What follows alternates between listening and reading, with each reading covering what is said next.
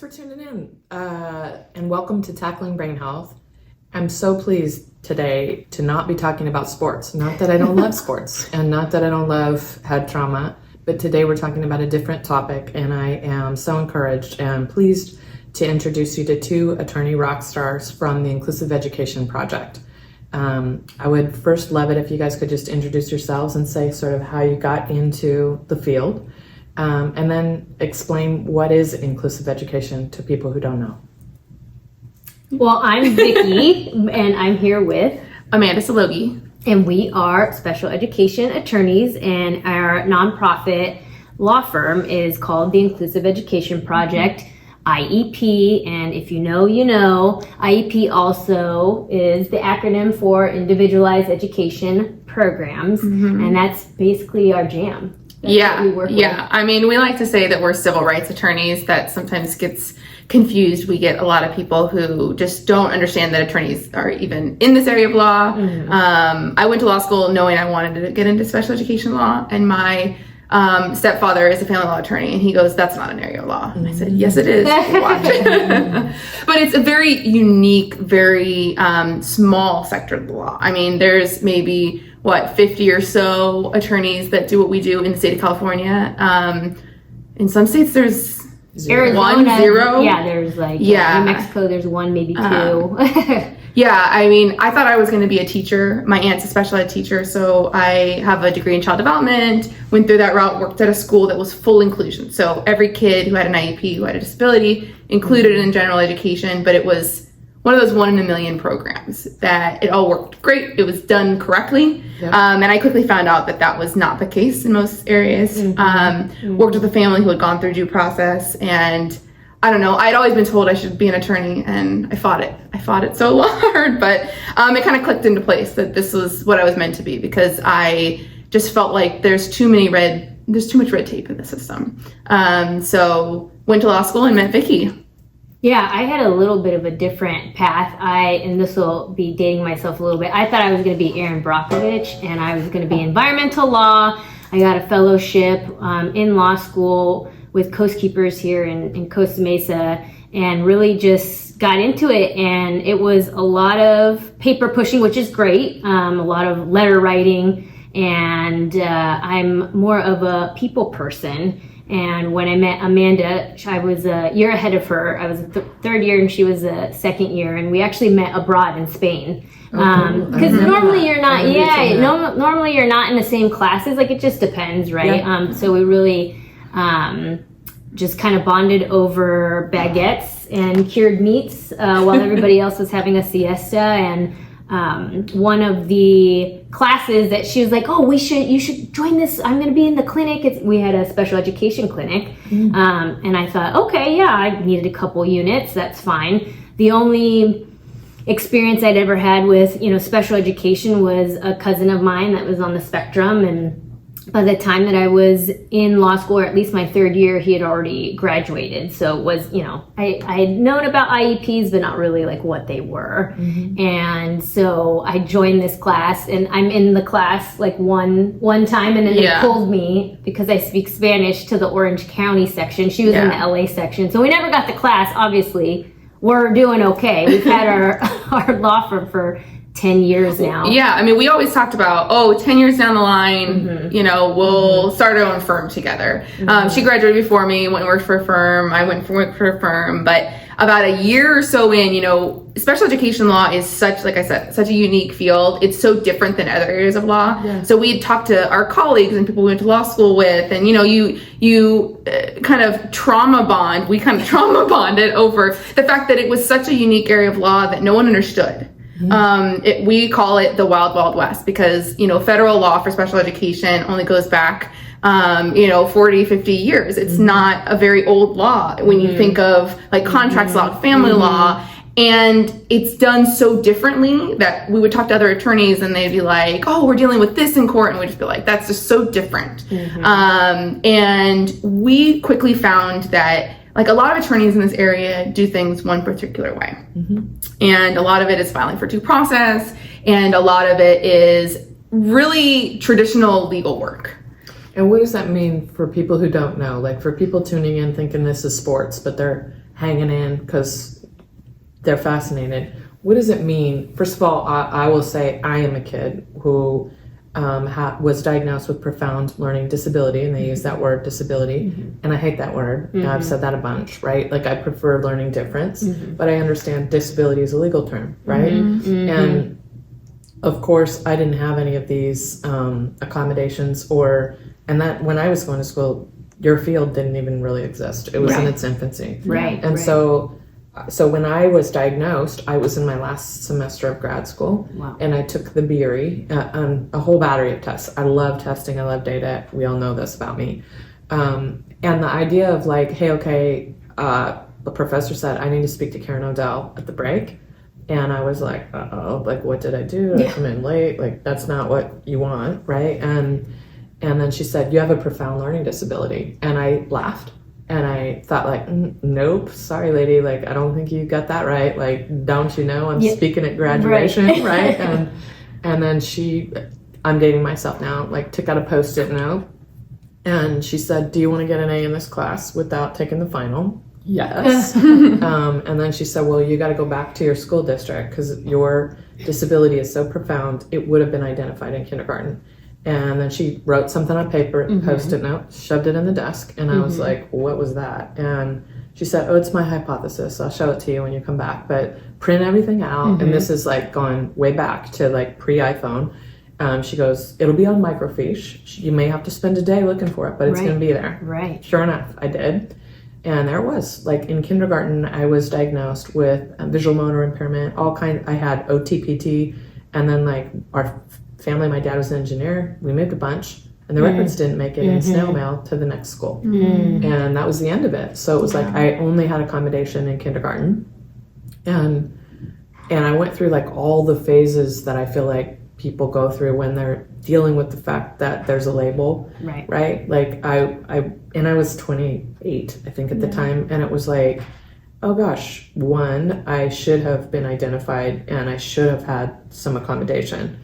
Two, what would have been different if I did have accommodation in the things where I was not a rock star. So when I said like, I'm pretty sure I don't have this disability because and it was like, oh, are you good at geometry? No. How about math? How about, can you read a map? No. How about, is it easy for you to find your way out of a subway? No. How about racket sports or any kind of sport where swinging is, hand-eye coordination is involved? I don't swing till the ball already is gone. And so, you just explained like all my workarounds. And there was part of me that was like, what would it have been like if I could have, done geometry? Because when I was in 4th grade, I wanted to be an architect. And it was like, all of those things are required to do that job. And my dad was like laughing at me and goes, in his perfect British accent, like, hey, darling, you have to be good at, no, you can't be an architect. Like, no. So, I mean, the shock of it for me, and then also like the brain is a fascinating organ that does a workaround around all these things that didn't work well for me. But I think in my day, nobody had educational attorneys. But even today, on the clinical side, when I work with parents, they're like, oh no, like we can't work with an attorney.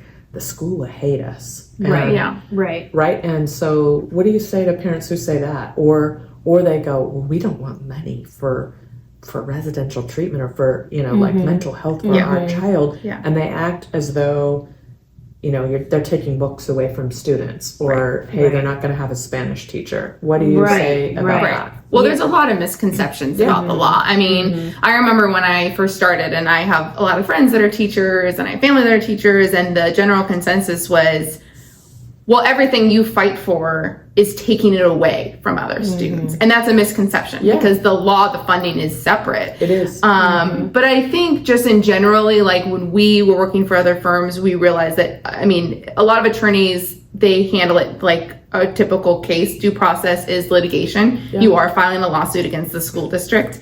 And it's seen that way. And I think that's why a lot of families are hesitant towards it. They don't want to be litigious. Maybe they're not litigious people to begin with. They don't want retaliation. They don't want to be hated. The way we approach it is a little bit different, which is why we started our firm as a nonprofit. And we really try to work to get the families back on track with the school team. Don't get me wrong. We file for due process if we need to. We fight the good fight. I'm going to stop you and say that's unique, because there are firms that will not do that. They go, we will work right up to due process. And if it's filing a lawsuit, we don't do that. Yeah. So maybe you can speak to that. It's gotten really political. So, when you're taking the context of when 90% of the cases that are filed in the state of California, it's administrative law. You're not walking into the Los Angeles Superior Courthouse. So that's already a difference. Pre-COVID, you were going into the school district for the hearing. I was the person doing that. Now, I mean, the Office of Administrative Hearings is completely virtual, and they're never going back. So it's even more. I know. Yes. I know. Really. Right. So they're saving money there already. Right? But it also makes it accessible for families who are in rural places where there's no attorneys. Right? So if 90% of those cases resolve, the administrative law judges are only getting a small percentage, and each year it varies, but in recent years it hasn't been more than that, and so when people hear that, they usually resolve, and that's why a lot of attorneys go up into after mediation, because after that, that's when costs get real high, because you're prepping and you're putting other clients off to the side while you prepare for a week hearing, 2 week hearings now. It is a full evidentiary hearing where you need the evidence, you need to be able to prove your case. But for the most part, when we are using the district's own records to show the failures, the child has not made progress. You have the individualized education program, there are goals. One of the first things we look for is the child making progress on their goals. And more often than not, they are not.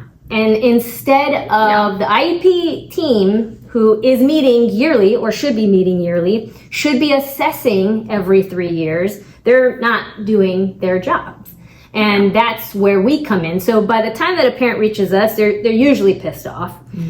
So at least they have that kind of fury in them. And if they're not, and they're just curious, once we do a review and we kind of lay out, like, these are the things that we say, they've always known it. They just were not able to articulate what was actually happening. Right, or they place the blame on themselves. Yes. Like, I have a brand new client that's only been with us for a little bit, and I just finished drafting the complaint and sent it to them yesterday, and they sent me an email this morning already, like, the mom telling me that she was in tears just reading the complaint because for the first time she feels like she's seen, that her child is seen. But not only that, like, when they first came to me, they thought, well, my child hasn't been receiving speech for all semester because there hasn't been a speech therapist, and they thought that's the only thing that we can file for due process on. But we'd like to move forward. And I told them, I said, I bet you that's not the only thing. Let's look at the records, let's go through it. And my complaint has 6 issues, and only one of them is speech. There's a lot of other issues. And families think, like, it's up to me to ask for this specific thing. And if I don't ask for it, then it's my fault. And I told the family, I said, look, it's not your fault. It's actually the district's job, obligated by law, to identify kids who need to be assessed, identify which assessments need to be done, identify which needs need to be met through IEP goals. It's not up to the parents at all. If the parents ask for it, sure, they're supposed to act. But there's trigger points that the law identifies of when school districts are supposed to get involved.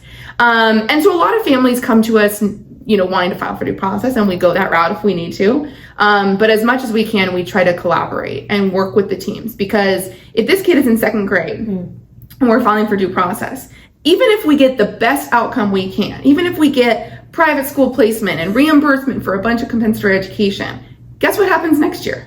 We got to do it all over again. They got to go back to the IEP team. They got to make a recommendation for the next school year, because this kid is going to grow and change every single year until they're 18 and sometimes 22. So it doesn't do the family or the child really any good to be going through due process necessarily. Sometimes it is absolutely necessary. We get kids who need to be in residential treatment.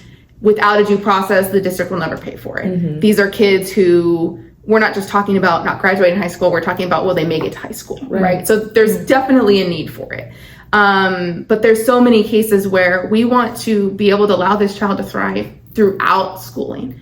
And so we think that's kind of where we felt like with our firm, we needed to be a little bit different, because we want to help bridge those gaps. We don't want the school district to just pay for their attorneys to fix their messes. We want them to fix it at the very beginning if we can. If we can get the IEP team to understand, this is why we want inclusive education. This is why this child needs sensory processing services within the classroom, so there's so much to it. And, this is why we love to, work with professionals like you too, because we're constantly learning. Like, we're not psychologists, we're not teachers, we are attorneys, but we need to know all these different aspects of education, not just the law. So I'm going to ask you, for people who are like stumbling onto this and feel like they've just come down a rabbit hole, because so many parents don't even know what an educational attorney is. And they'll sometimes say like, well, I already have an advocate. What is the difference between an educational attorney and an advocate? And then also, what kind of families find you? And then the fourth thing is, what is FAPE? Oh, wonderful question. For people who are beginning, start with that. What is FAPE? Yes, so the foundational a free and appropriate public education. So what rules us is the federal law, which is the Individuals with Disability in Education Act, created in the 70s. Through the years, especially the last reformation of it was 2004. That is really the standard, is the federal law, which is really good for a lot of families. And then California has its own law, so it's state by state. So we are licensed in California as attorneys. We went to law school, we graduated, we passed the bar, we have ESQ behind our names, and we are held to an ethical standard. Advocates are not that. There have been a range of advocates that have worked under attorneys. If you are going to work with an advocate, I would say that was probably the only type of advocate that we would advise somebody to work with, simply because that means that an attorney has to oversee what that advocate is doing. And if they're not, that's a problem.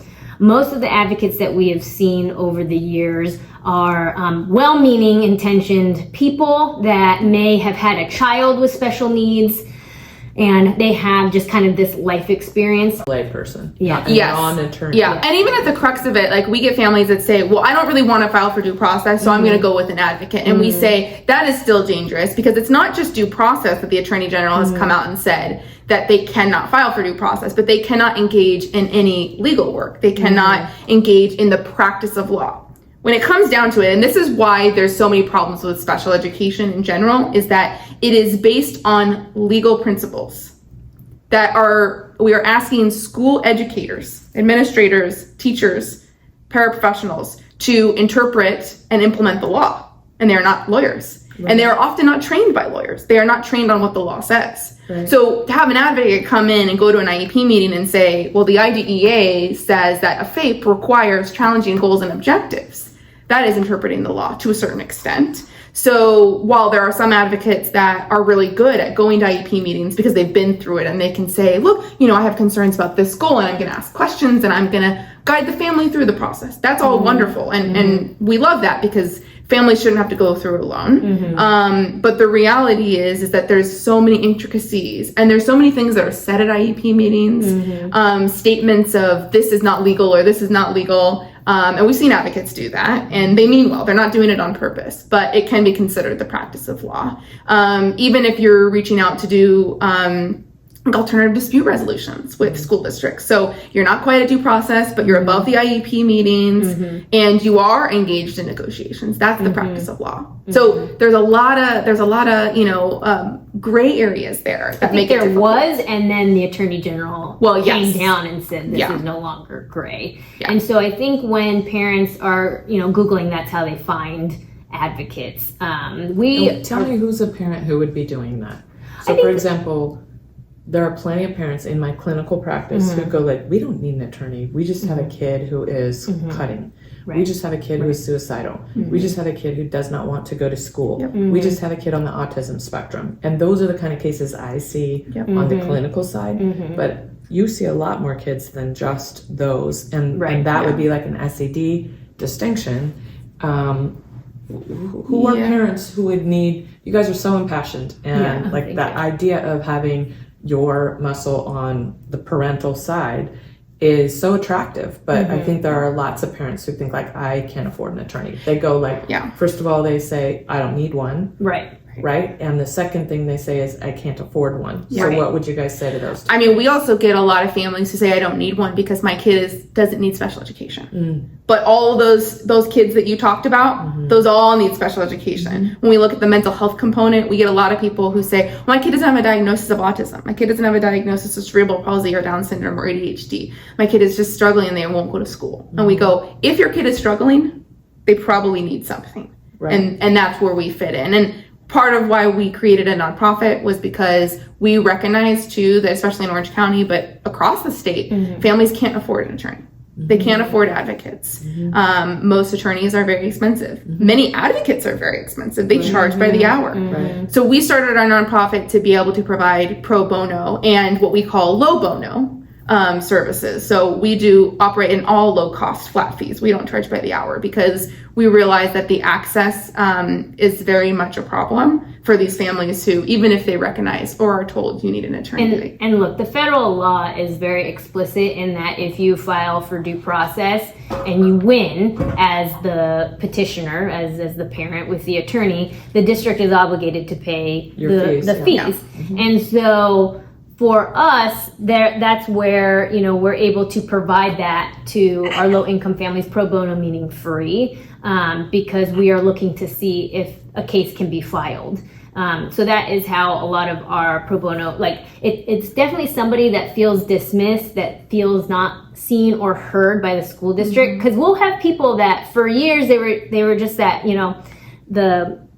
the pot is on the stove and, the district every so often is just like raising the temperature, and then they're the frog that jumps in and, isn't jumping out because the water was lukewarm, and then all of a sudden, they're burned, and, they're either mad and they like Google, or we're really active on social media as well. And we have a podcast as well. Who doesn't have a podcast?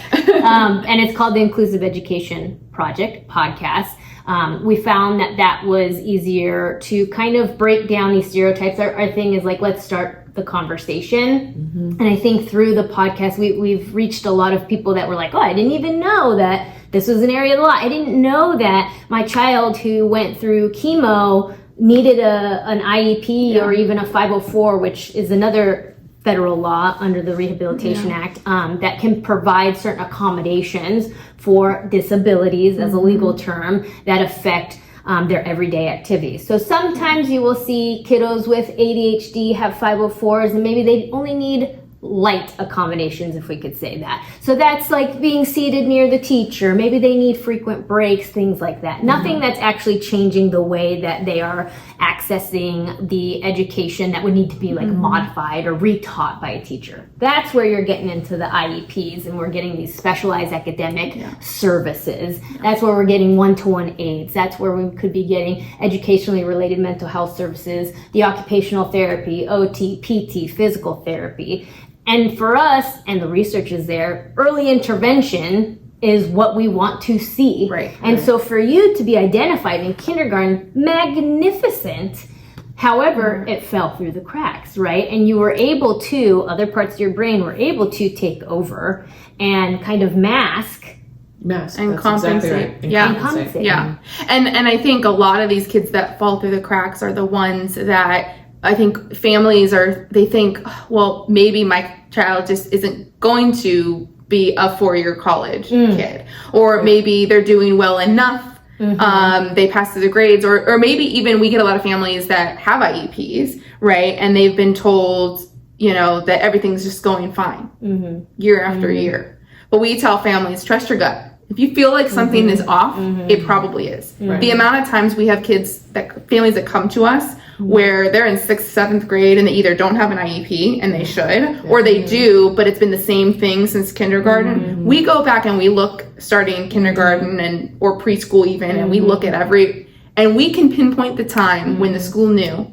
It always happens. It always happens. There's rarely been a case where a family comes to us and goes, it just came out of the blue. You're not born overnight with No. ADHD. Right. No. It just doesn't happen. We can look back at the kindergartens, like teachers report on the progress report and say they knew. Yeah. But the problem is that we get in kindergarten and first grade and second grade and so on, the paperwork that the teacher fills out, maybe it goes in the kid's file, maybe the next teacher looks at it, but the general education teachers are not special educators. Right. They're not trained to see and identify. Right. So it might go that you get year after year, there's something a little off. They're probably not failing, right? They're not having distracting behaviors. They're getting notes like they were really distracted. They kept getting out of their seat, or, they felt really withdrawn. They didn't seem to have friends. They were really good at reading. But math and science, it was a struggle. But they're really good at reading, so they're fine. Yeah. Because overall, academically, Yeah. they're fine, Yeah. right? Or the reverse. Yeah.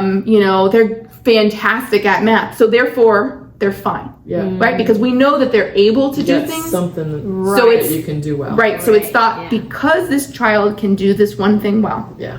they must be able to do everything else well. Right. And therefore, it's a choice the child is making. That's right. To My not geometry perform. teacher treated me like garbage. Yeah. Right. Well, yeah, Yeah. the label, 'Cause he, right? He Like- looked at like, you got straight A's and you're Right. getting a D in my class. Yeah. Yeah. Well, right. And I'm trying my Yeah. butt off here and Yeah. coming in every day after Yeah. school. Right. Yeah. Yeah. And so it's interesting because it just, as humans, we love to label. So, you got that label Yeah. from that. Yeah.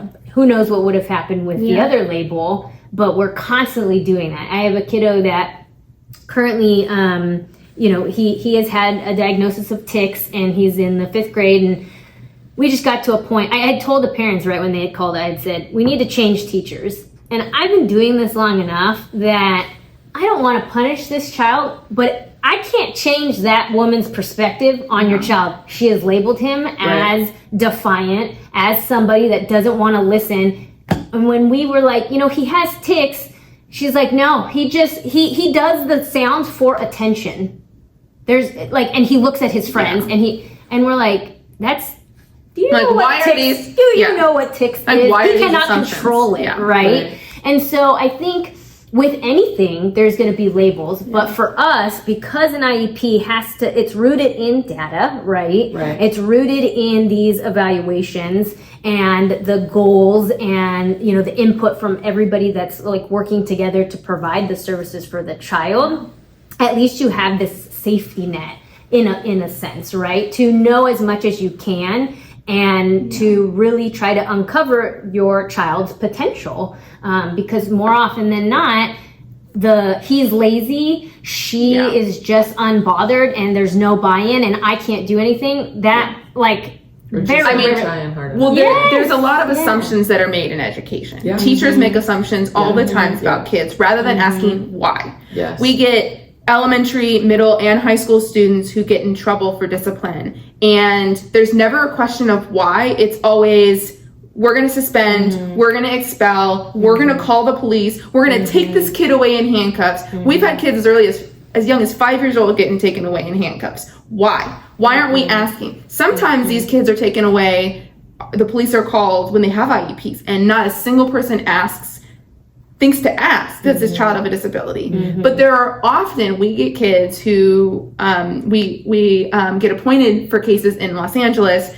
Kids are either in the foster dependency system, on the 317E panel. And these are kids who are in the system for one reason or another. And almost always they don't have an IEP. Many times they're in juvenile hall. They've been incarcerated. And we look through their educational file and we go, this kid should have had an IEP since kindergarten. This kid should have an IEP since first grade. And whether and a lot of times schools will blame it on the family system, right? Well, this kid's in foster care, or this family doesn't care, this family's not involved. And it's like, no, I'm not looking at the family, because I'm looking at your actual records from kindergarten or from second grade, where it's clear that this child there's been a call for help and you've done nothing. There's a reason they're having this behavior, whether it's peer conflict or it's destruction in the classroom. There's a reason this kid is doing it. They're not doing it just because they feel like it. Even teenagers, like look at 16-year-olds. Most of the time, they're not just doing it for the hell of it. Right. There's a reason why. Right. There's some reason why they don't love school.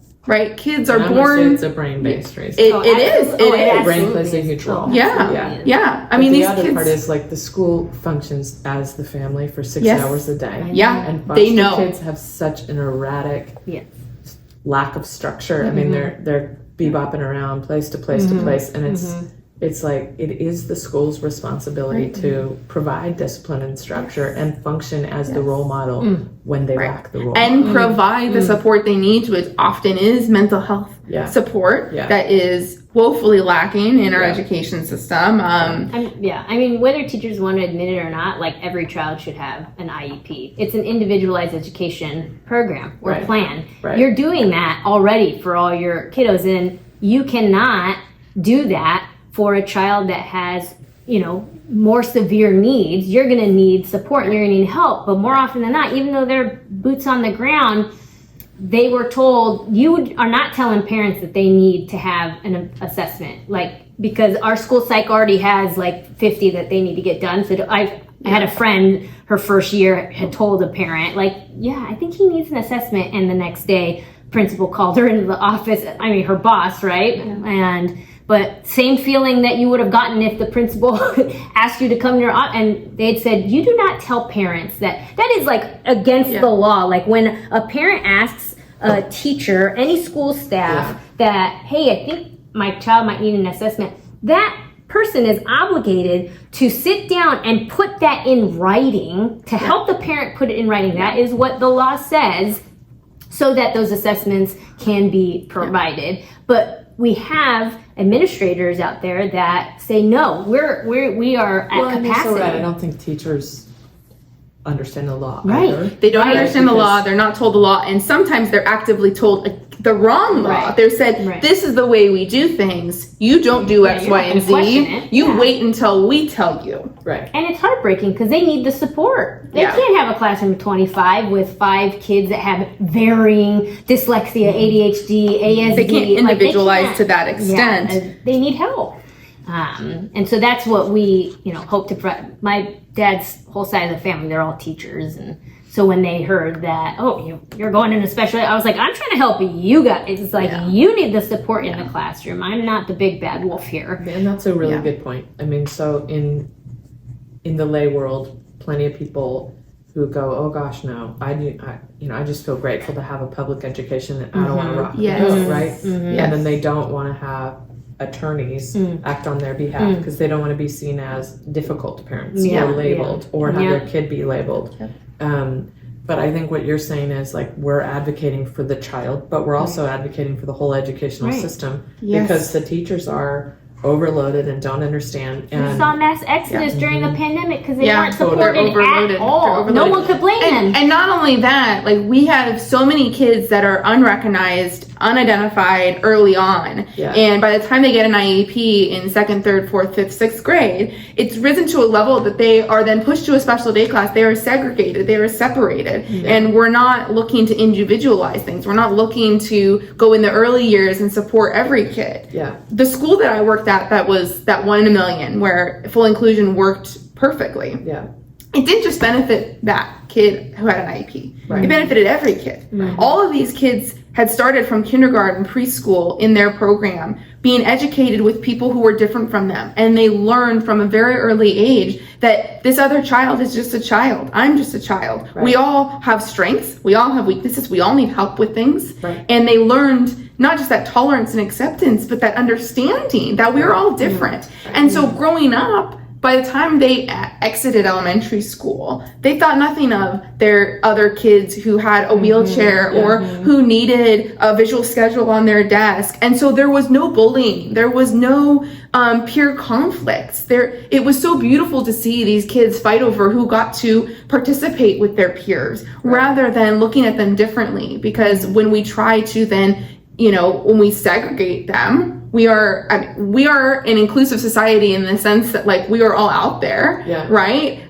We don't have separate communities to a certain extent. We do because we've segregated for so long. But when a child exits their elementary school, exits middle school, exits high school, goes into the real world, you know, we want them to be able to integrate into society, and we want society to be able to be accepting and understanding of people who are different. Look, Right. I mean, at the end of the day, from a purely conservative fiscal standpoint, do you want to provide services for a child from 3 to 18, that early intervention, get them to be one of the more productive members of society, or do you want to pay disability from 18 until my cousin, he's probably going to outlive us all, like 18 to, Yeah. you know, and he is Yeah. so much more capable. He is capable of so much more than what the label of ASD was given to him, and the lack of support that he had gotten. And he gets a hefty check every month, which helps, but I mean, he could have been, and he still can. There are obviously different groups that my aunt has gotten him in that have, you know, taken the responsibility that really could have at least foundationally been provided to him K through 12, not even 3 through 18. And I mean, once we're able to kind of break it down to you know, people that you know are money conservative, it's like, yeah, this is a shorter amount of time. Why wouldn't you put in the funding for that? And we get that question of, doesn't it cost a lot of money you're taking away? And like I had said at the beginning, that it is actually a separate fund. But what happens is the school districts are a governmental entity who the administrators, the higher ups in the entity, get to decide where the money goes. And when the federal money and the state money comes in for special education, a dollar amount is allocated per child, whether it's general education or special education. Separate funding comes in. If it's not used on that child, it doesn't filter back. It doesn't go back to the government. It stays there. And so guess what happens? The school district gets to decide what do we do with this money? So money is allocated in different ways, and people aren't involved enough in their school boards to, you know, hear and understand the dynamics of how the school board approves money. But guess where a lot of that money goes, and a lot of the insurance money goes, is to pay attorneys to fight these battles. Most of it for the school district, their attorneys. So there's the question of whether there's enough money there, you know, because we see on the surface that teachers don't get paid enough, and they don't. We agree with that. I agree too. But the money is there. The money is there to pay more to teachers. The money is there to support the students. The money is there if it's used wisely. If we use structures in place to integrate inclusive education, so curriculums that would not just help that kid with dyslexia, but would help every single student, we pay for that instead of having to pay for intensive intervention 3 years later. It's actually cheaper. But we're not allocating the funds correctly. We're getting a new football field. We're paying superintendents 3-figure salaries and 6-figure pensions. Sorry, not 3 figures, 6 figures salaries and 6-figure pensions. For what? They're not necessarily the educators. The educators should be getting paid and getting trained to provide it. So I think there's a lot of it, like I said, there's a lot of assumptions that are being made that are not correct about our education system. What would you say to a parent who says, I don't know if calling you is right for my family? Who is the child that you serve? The full list. Yeah, I mean, there's 13 eligibility categories with basically a catch-all that could be, with other health impairment, can a lot of varying things fall under that. And so, you know, we get so many different types. I mean, we've had genetic deletions, mutations that are like, this child of mine is one of like 6 in the world. Yeah. She's had articles written about her.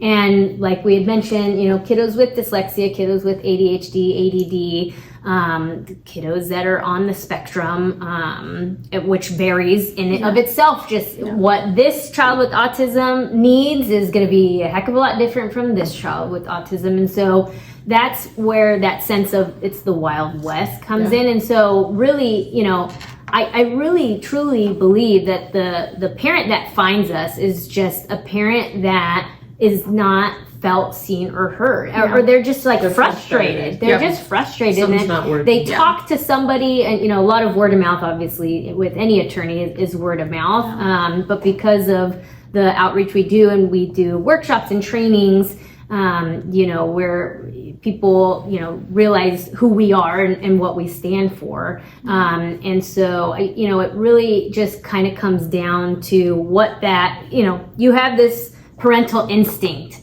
You know when something's wrong.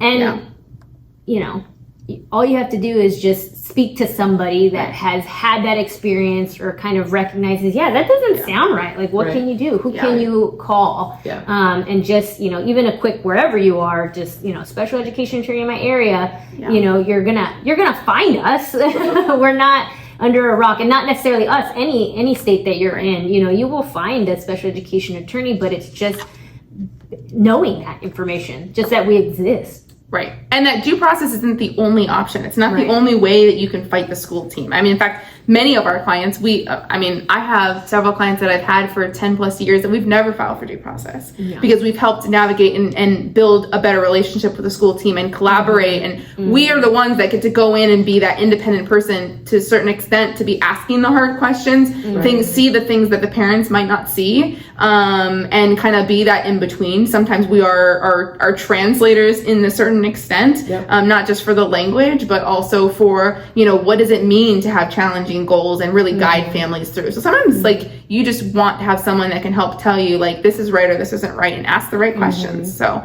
attorneys can do that as well. It doesn't have to be litigation.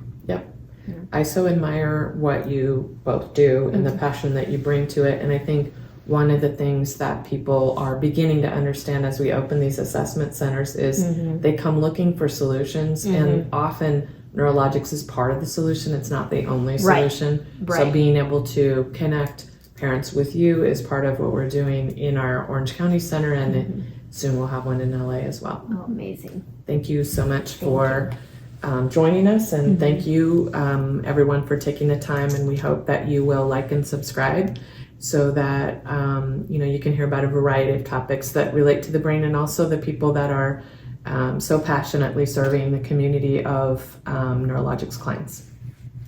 Thank you.